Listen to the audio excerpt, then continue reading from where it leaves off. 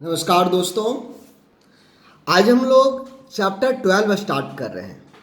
इसमें है उपलब्धियों का मूल्यांकन एवं प्रश्नों का निर्माण।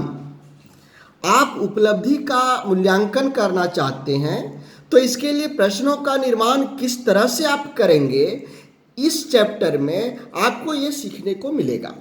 साथ ही साथ J TET, C TET, UP TET, MP TET, KVS वगैरह में किस तरह के प्रश्न पूछे जाते हैं, यह भी मैं यहाँ पर आपको जानकारी देने वाला हूँ। इस टॉपिक से किस तरह के प्रश्न पूछे जाते हैं।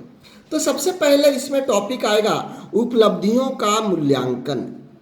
उपलब्धियों का मूल्यांकन, इसमें सबसे मुख्य चीज है कि बच्चों का उपलब्धियों का मूल्यांकन सतत और व्यापक रूप से होते रहना चाहिए। सतत और व्यापक रूप से होते रहना चाहिए। मूल्यांकन किस तरह होना चाहिए? उपलब्धियों का सतत होना चाहिए और व्यापक होना चाहिए। सतत कहें तो निरंतर, कभी रुकने वाला नहीं, और यदि व्यापक कहें इसको कह सकते हैं शैक्षिक क्षेत्र के साथ साथ शैक्षिक क्षेत्र, ये दोनों आते हैं। यानी आपका किताब का जो पाठ्यक्रम है उसके अंतर्गत साथ में खेल कूद, व्यायाम, प्रातःकाल की जो सभा होती है, स्वच्छता, सामुदायिक क्रियाकलाप, सामूहिक खेल कूद, इन सभी में किस तरह का वो व्यवहार करता है, यह भी इसमें मूल्यांकन करना है। देखिए, इसके लिए तो वैसे बहुत सारा विधि है, बहुत सारा विधि है उपलब्धियों का मूल्यांकन करने के लिए। लेकिन जो ग्रेडिंग पद्धति है, यह ग्रेडिंग पद्धति सर्वोत्तम है, सबसे अच्छा है। ग्रेडिंग पद्धति सर्वोत्तम है, सबसे अच्छा है। यदि हम देखें कि ग्रेडिंग में जो 5 तरह के ग्रेड दिए जाते हैं बच्चों को, A+, ए, बी, सी और डी, इसमें अंक का प्रतिशत कितना होता है? यदि A+ आप किसी बच्चे को दे रहे हैं तो उसका अंक का प्रतिशत 90 से 100% के बीच में होनी चाहिए। 90% से 100% के बीच में। ये दे रहे हैं तो 75 से 89% होना चाहिए। बी ग्रेड के लिए 56% से लेकर के 74% होना चाहिए। सी ग्रेड में 35% से लेकर के 55% होना चाहिए, और डी ग्रेड में 35% से कम 35% से कम होना चाहिए। आप A+ को सर्वोत्कृष्ट कह सकते हैं, एक्स्ट्रा ऑर्डिनरी कह सकते हैं, ए वाले को उत्कृष्ट एक्सलेंट कह सकते हैं, बी वाले को वेरी गुड कह सकते हैं, सी को गुड कह सकते हैं, और डी को औसत यानी एवरेज स्टूडेंट कह सकते हैं। तो यह ग्रेडिंग पद्धति का ग्रेड देने का एक प्रक्रिया है। अब इसमें हम लोग चलेंगे उपलब्धियों का परीक्षण कैसे होगा। देखिए, किसी भी क्षेत्र में कोई भी काम करने वाला हो, वह कितना काम कर रहा है, किस तरह का काम वो कर रहा है, इसको मापने की प्रक्रिया को उपलब्धि परीक्षण कहते हैं। इसको क्या कहते हैं? उपलब्धि परीक्षण। जैसे मैं उदाहरण दूं, एक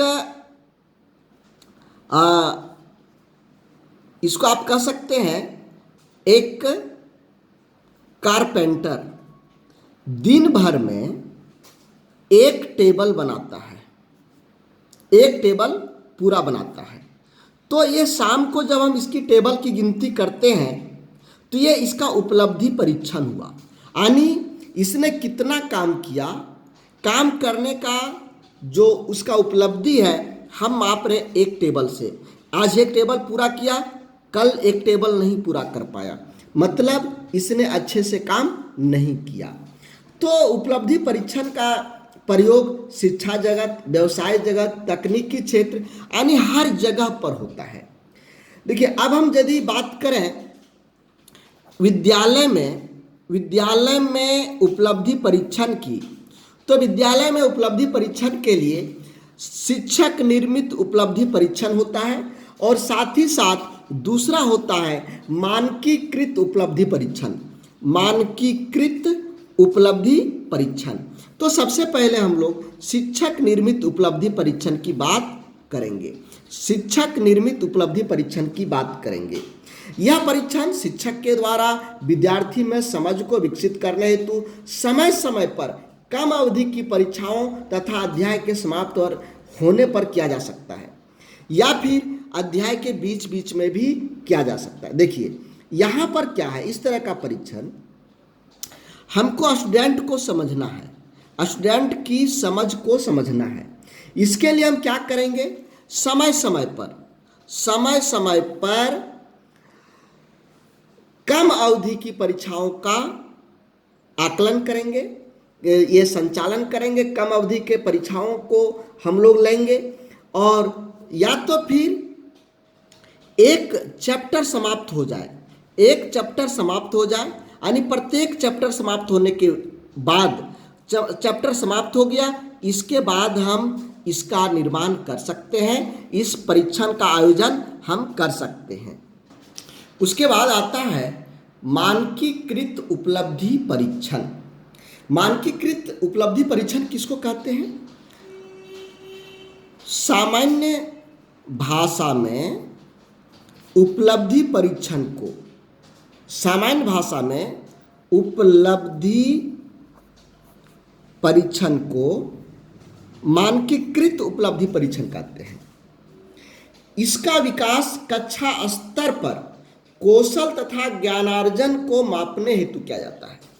मानकीकृत उपलब्धि परीक्षण का विकास कहाँ पर किया जाता है?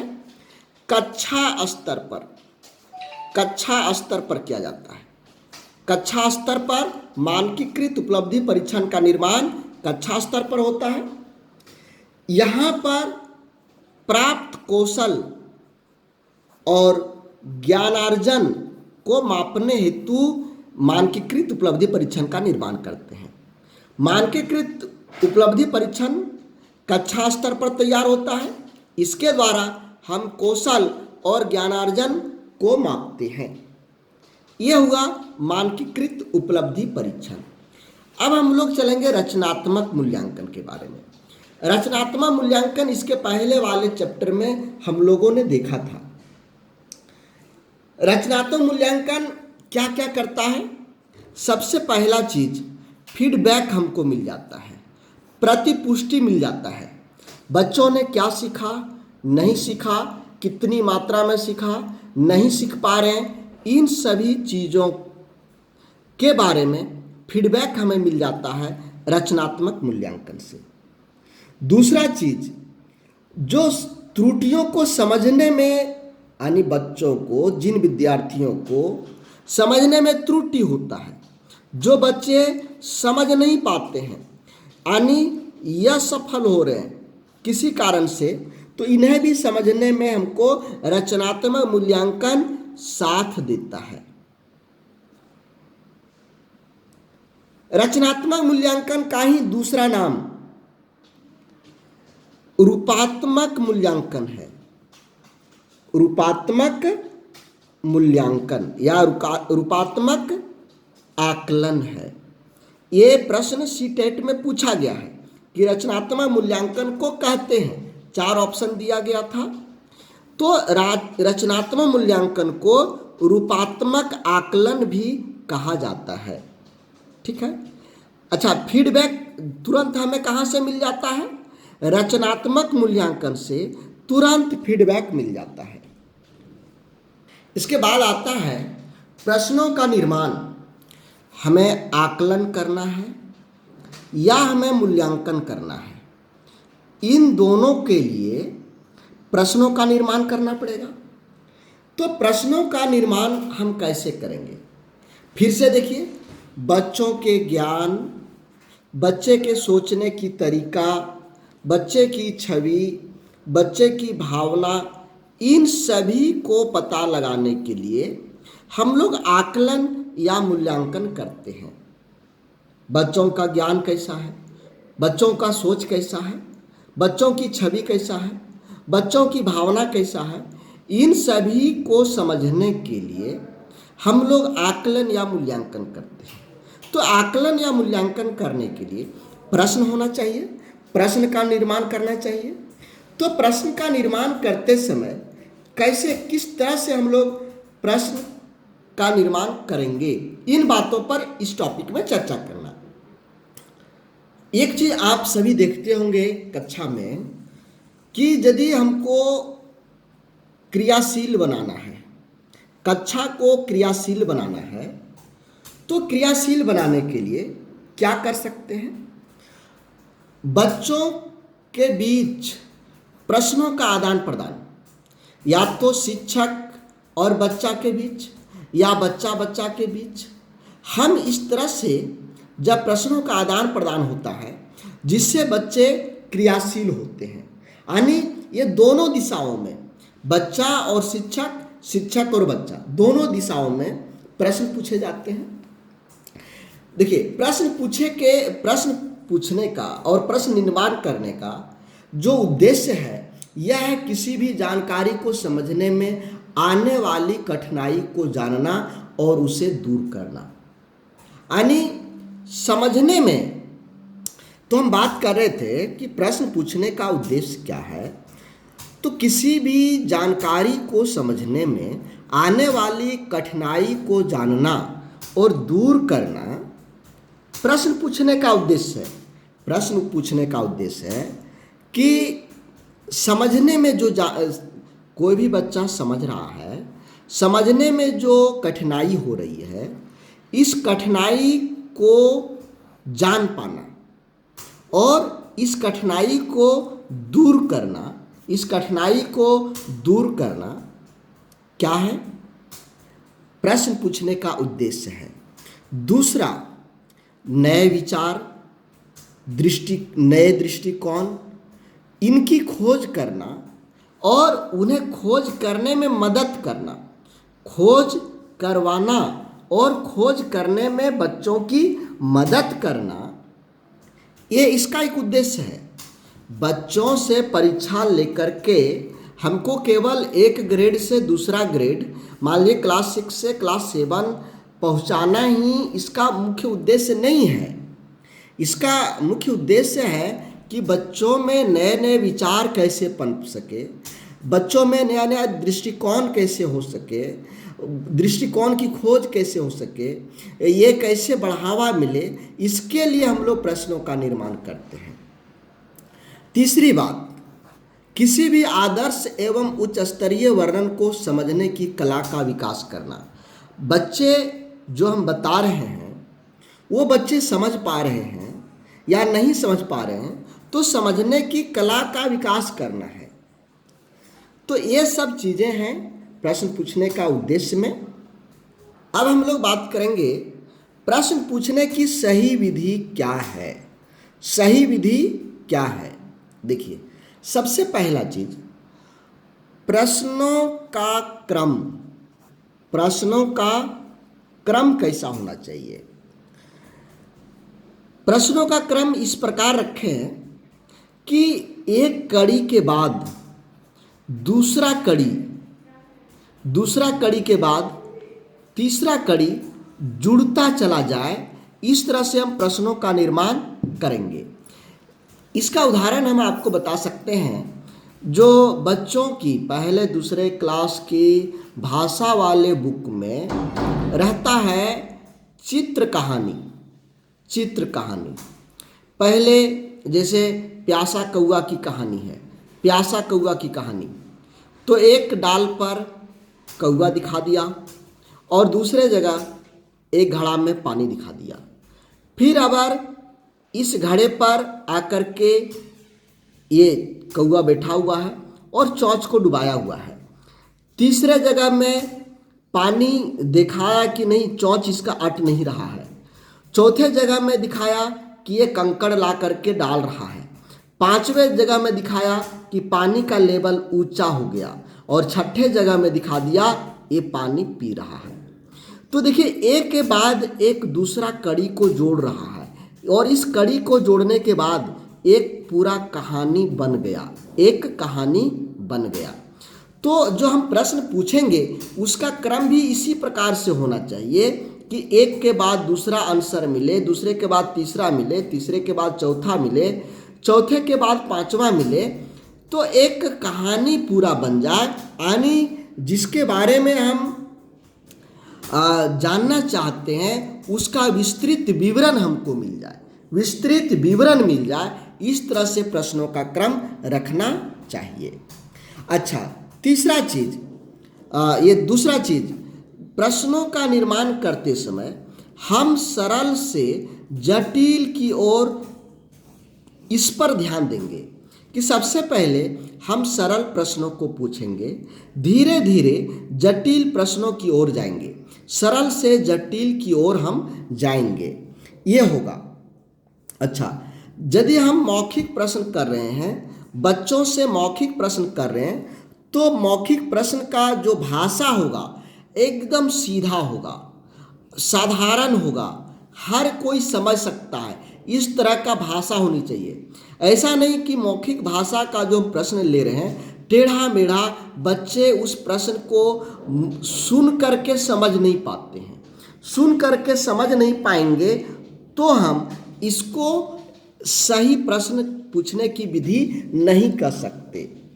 अच्छा, मौखिक प्रश्न ऐसे होना चाहिए जिसका उत्तर स्पष्ट हो, जिसका उत्तर स्पष्ट होना चाहिए। चौथी चीज, प्रश्न बालकों के समझ के अनुसार, बालकों के समझ के अनुसार, बालकों के ज्ञान के स्तर के अनुसार होना चाहिए।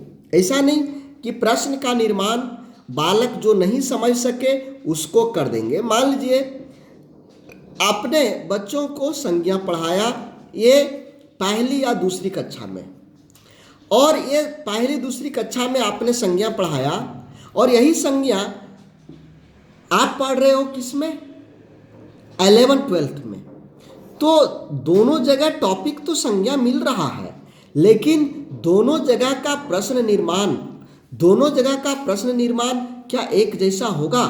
नहीं होगा। यहाँ पर भी टॉपिक तो संज्ञा है, यहाँ पर भी टॉपिक संज्ञा ही है, लेकिन दोनों जगह का जो प्रश्नों का लेवल होगा वह अलग अलग होगा। यहाँ का लेवल हाई होगा और यहाँ का लेवल लो होगा, ये होना चाहिए।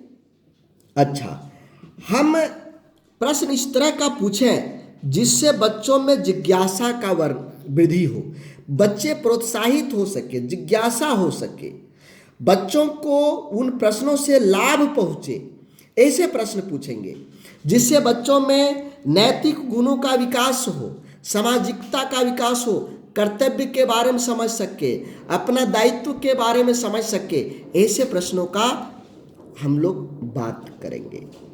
अब चलते हैं अच्छे प्रश्नों की विशेषता क्या होनी चाहिए। अब हम लोग बात करेंगे अच्छे प्रश्न की विशेषता क्या क्या होनी चाहिए। अच्छे प्रश्न की विशेषता, अभी तो हम प्रश्न पूछने की सही विधि हम लोग बात कर रहे थे, अब हम लोग बात करेंगे अच्छे प्रश्न की विशेषता। तो इसमें 8 बिंदुओं पर ध्यान देना है। कितने बिंदुओं पर? 8 बिंदुओं पर। पहला हो गया उद्देश्य पर आधारित, दूसरा अनुदेश, तीसरा विषय क्षेत्र, चौथा विषय वस्तु, पांचवा प्रश्न का रूप, छठा भाषा, सातवां उत्तर की शब्द सीमा को पुनर्निर्धारित करना और आठवां मूल बिंदु। तो हम लोग एक एक करके बात करेंगे। उद्देश्य पर आधारित, देखिए, जब हम लोग कोई भी पाठ योजना बनाते हैं, जब हम लोग कोई भी पाठ योजना बनाते हैं तो उसमें उद्देश्य का वर्णन करते हैं कि इस पाठ पढ़ाने से बच्चों यानी पढ़ाने का क्या उद्देश्य है, इस पाठ को पढ़ाने का क्या उद्देश्य है। तो जो हमने यहाँ पर उद्देश्य रखा, हम उसी तरह का प्रश्न बनाएंगे जिससे इन उद्देश्यों की पूर्ति हो सके। जो पूर्व निर्धारित उद्देश्य है इस पाठ का, मान लीजिए आज हम अध्याय 3 का हम प्रश्न बनाने जा रहे हैं मूल्यांकन के लिए, तो अध्याय 3 के लिए सबसे पहले हमको देखना पड़ेगा कि इसका उद्देश्य हमने क्या रखा था, उद्देश्य क्या निर्धारित किया था। उद्देश्य देख लेंगे, उद्देश्य के अनुसार हमको प्रश्नों का निर्माण करना पड़ेगा। ऐसा नहीं कि हमने यहाँ लिखा कि बच्चे 2 अंक वाले जोड़ को सीखेंगे और आपने यहाँ पर प्रश्न बना दिया 3 अंक वाला जोड़, या फिर आपने दे दिया पहाड़ा, या आपने दे दिया अंकों संख्याओं का पहचान, इन्हें शब्दों में लिखें 59, 60, 72, या फिर इसको कह दिए कि इन्हें अंकों में लिखें। तो यहाँ पर आपने कहा जोड़ और हम प्रश्न बना देंगे कि शब्दों में लिखें, अक्षरों में लिखें, तो क्या ये उद्देश्य मैच कर रहा है? ये उद्देश्य कदापि मैच नहीं कर रहा है, 1% भी मैच नहीं कर रहा है। हमने यहाँ पर जोड़ की बात किया और यहाँ पर आप संख्या पहचान की बात कर रहे हैं, तो अलग बात हो गया। तो उद्देश्य पर आधारित प्रश्न होना चाहिए, पहला। दूसरा आता है अनुदेश। देखिए, अनुदेश मतलब निर्देश देना बच्चों को क्या करना है। मान लीजिए आप यहाँ पर इस तरह से लिख दिए, अब यहाँ पर आप कुछ निर्देश नहीं दिए, इसको क्या करना है, कुछ निर्देश आपको देना चाहिए। समुचित निर्देश के बाद ही बच्चे समझ पाएंगे यहाँ पर करना क्या है। मान लीजिए आपके सामने हम एक माचिस रख दें और कुछ नहीं बोलें, तो आप क्या समझेंगे, क्या करना है इससे। हम यदि आपको कहेंगे इस माचिस से गैस को जला दीजिए जो किचन में रखा हुआ, किचन में रखे हुए गैस को जाकर जला दीजिए, तब आप जलाएंगे। अब इस माचिस का उद्देश्य बहुत सा है, बहुत सारे लोग बहुत तरह का उपयोग करते हैं। कोई सिगरेट पीने के लिए, बीड़ी पीने के लिए। तो हम जो माचिस यहाँ रखे हैं इसका निर्देश भी तो साथ साथ देना पड़ेगा, ये काम करो। इसी तरह से जो अच्छे प्रश्न होते हैं, अच्छे प्रश्नों में निर्देश दिया हुआ रहता है, समुचित निर्देश दिया हुआ रहता है। उसका जो वाक्य की संरचना रहता है, ये वाक्य की संरचना इतना स्पष्ट होता है कि निर्देश को पढ़ करके बच्चे आराम से समझ सकते हैं कि उन्हें क्या करना है या क्या नहीं करना है। उसके बाद आता है तीसरा, विषय क्षेत्र। अब विषय क्षेत्र में क्या होगा, इसमें उत्तर की सीमा और क्षेत्र का उल्लेख किया जाना चाहिए। जैसे अनुमानित समय क्या होगा, इसके लिए कितने अंक तय किए गए हैं। मान लीजिए जैसे आप कह सकते हैं लघु उत्तरीय प्रश्न, दीर्घ उत्तरीय प्रश्न, अति लघु उत्तरीय प्रश्न। इसके लिए समय 10 मिनट, 15 मिनट, 20 मिनट। इसके लिए 3 अंक, 4 अंक, 5 अंक। तो यह सब जो निर्धारण करना है ये विषय क्षेत्र के अंतर्गत आता है। समय का निर्धारण, कौन सा प्रश्न किस कैटेगरी में जा रहा है, लघु उत्तरीय, दीर्घ उत्तरीय। अब मान लीजिए आप कह दिए दीर्घ उत्तरीय प्रश्न, दीर्घ उत्तरीय प्रश्न, और इसके लिए आपने 6 अंक निर्धारित कर दिया।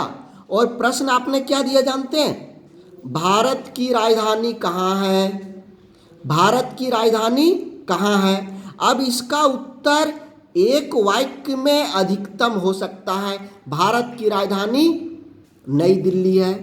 अब इसको आपने निबंधात्मक प्रश्न में भेज दिया, 6 अंक वाले प्रश्न में भेज दिया, दीर्घ उत्तरीय प्रश्न में भेज दिया। तो बच्चे इसको कैसे लंबा करके लिखेंगे, आप बताइए। इसको 100 शब्दों में लिखना है, 100 शब्द कैसे लिखेंगे। तो यह भी ध्यान रखना है कि हम वैसे प्रश्न का निर्माण करेंगे जिसका उत्तर जिस रूप का हो उस तरह से मिल पाए। उसके बाद आता है विषय वस्तु, मतलब जिस विषय वस्तु यानी जो चीज़ आपने पढ़ाया है उसी का ही परीक्षण लेना है। उसके बाद आता है प्रश्न का रूप।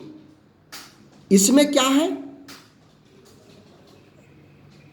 योग्यता पर ध्यान देना है, उद्देश्य पर ध्यान देना है, वस्तु पर भी ध्यान देना है। इन तीनों पर ध्यान दे करके प्रश्न को बेहतर बना सकते हैं।